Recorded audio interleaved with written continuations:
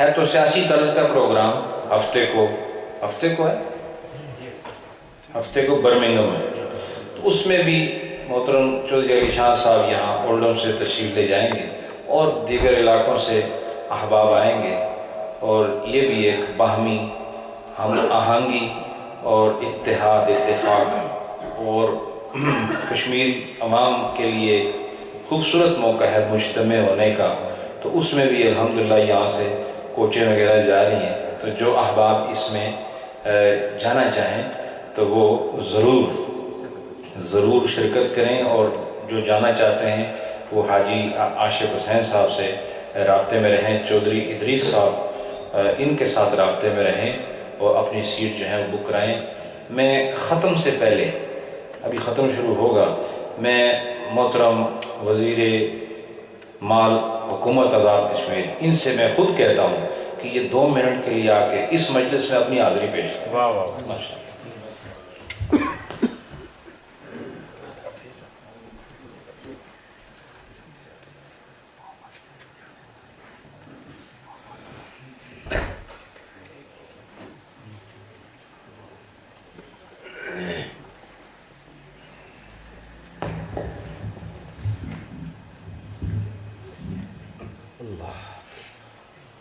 اعوذ باللہ من الشیطان الرجیم، بسم اللہ الرحمن الرحیم۔ میرے لیے لائق سادہ احترام قبلہ پیر صاحب میں تشریف فرما اہلیان اولڈم اور مریدین آستانہ عالیہ نعرین شریف، میں اپنے لیے اس موقع کو باعث عزت اور سعادت سمجھتا ہوں کہ قبلہ پیر صاحب کی موجودگی میں یہاں مجھے کھڑا ہونے کا موقع نصیب ہوا۔ پیر صاحب نے پہلے فرمایا ہے کہ میں 8 سال سے لگاتار منسٹر ہوں۔ یہ ایک ذمہ داری ہے جو لوگوں کی خدمت کی ذمہ داری ہے، اس میں اتنا ہی ہم اپنا فرض اور ذمہ داری پوری کر سکتے ہیں جتنی اللہ توفیق دیتا ہے۔ اللہ کی توفیق کے بغیر ایک لمحہ بھی بندہ اور ایک ساتھ بھی آگے یا پیچھے نہیں کر سکتا، کوشش کے باوجود بھی بندہ اچھے کام نہیں کر سکتا جس وقت تک اللہ تعالیٰ کا فضل و کرم شامل حال نہ ہو۔ تو ہم اپنی بساط کے مطابق میں پچھلے 8 سال سے اس منصب پہ ہوں اور آزاد کشمیر کے خطہ کے لوگوں کی خدمت کے لیے جس قدر ممکن ہو سکتا ہے اپنا کردار ادا کر رہا ہوں۔ جو میں 2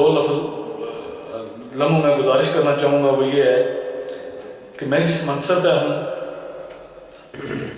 اس پہ اللہ تعالیٰ کے فضل و کرم کے بعد میں آستانہ عالیہ نعرین شریف اور حضرت قبلہ پیر علاء الدین صدیقی صاحب جن کے ہم مرید ہیں ان کی حکم سے اور ان کی حکم کی بجاوری میں نے چونکہ الیکشن کا میرا کوئی کبھی ارادہ نہیں تھا، سوچ نہیں تھی، پیر صاحب نے مجھے حکم فرمایا کہ آئندہ الیکشن تم نے لڑنا ہے اور میرے اللہ اور میرے شیخ کے حکم سے تمہارا کوئی مقابلہ نہیں کرے گا۔ اور یہ جب 2006 کا الیکشن تھا اس سے 2 سال قبل انہوں نے فرمایا، اور جب الیکشن آیا تو لوگوں نے اصرار کیا کہ تم الیکشن میں حصہ لو۔ جب میں نے حصہ لیا تو آپ یقین کریں چونکہ میں مسجد میں ہوں، یہاں وہی بات ہوگی جو سچ ہوگی کہ وہ الیکشن ایسے ہوا کہ مجھے اس کے اخراجات کا، ووٹوں کا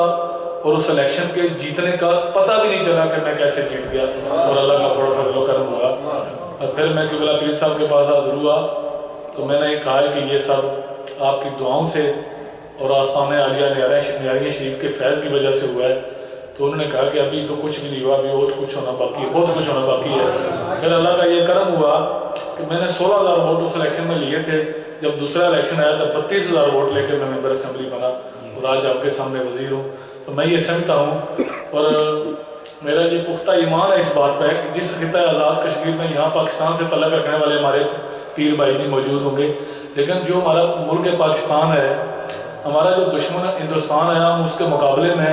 وہ ہم سے 10 گنا بڑی طاقت والا ملک ہے، فوجی اور عسکری اور ہر اعتبار آبادی کے اعتبار سے 10 گنا بڑی طاقت والا ملک ہے۔ میں یہ سمجھتا ہوں کہ ہم کسی بڑی طاقت کے بل بوتے پہ، زور بازو پہ پاکستان اور آزاد کشمیر میں چین کی نیند نہیں سو رہے اور نہ عزت سے نہیں رہ رہے، بلکہ اولیاء اللہ کے جو آستانے ہیں ان کی برکت سے اور ان کی جو غیب کی مدد ہے اس امداد کے ذریعے ہم پاکستان میں عزت اور آبرو کے ساتھ چین کی نیند سوتے ہیں. یہ میرا پختہ ایمان ہے. تو میں یہ سمجھتا ہوں کہ یہ آج کے اس دور میں اولیاء کے آستانے اور اولیاء کی جو محافل ہیں، یہ محافلیں ایسی ہیں کہ جو مسلمانوں کو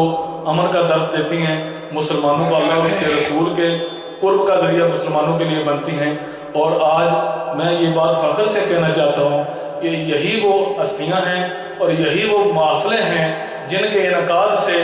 آج ایک جو نبی پاک صلی اللہ علیہ وسلم کا پرامن دین، وہ یہ پرامن دین کی دلیل ہیں یہ لوگ جو آستانوں کے ساتھ جن کی وابستگی ہے. کیونکہ آج دین کا دین محمدی کا صلی اللہ علیہ وسلم کا جو نقشہ ہمارے ملک میں، دنیا میں اور دنیا کے باقی ممالک میں پیش کیا گیا ہے، وہ نقشہ مسلمانوں کے لیے پریشانی اور رسوائی کا سبب بن رہا ہے. اور ایک ہی ذریعہ ہے کہ آج جو آستانے ہیں اور اولیاء اللہ ہیں ان کی صحبت اور ان کی قربت جو ہے وہ اللہ اور اس کے رسول کے قرب کا ذریعہ ہے اور دنیا اور آخرت میں عزت اور وقار کا ذریعہ ہے. میں اپنے لیے اس موقع کو سعادت سمجھتے ہوئے حضرت قبلہ پیر صاحب سے اپنے لیے اپنے دینی اور دنیاوی اور جملہ معاملات میں اللہ اور اس کے رسول کے احکامات کی روشنی میں لوگوں کی خدمت کے فرائض کو سارے انجام دینے کے لیے قبلہ پیر صاحب سے گزارش کروں گا وہ میرے اور آپ سب کے حق میں دعا کریں کہ اللہ تعالیٰ ہمارا دنیا اور دین اور دنیا سب بہتر کرے. میں اسی کے ساتھ جاتا ہوں.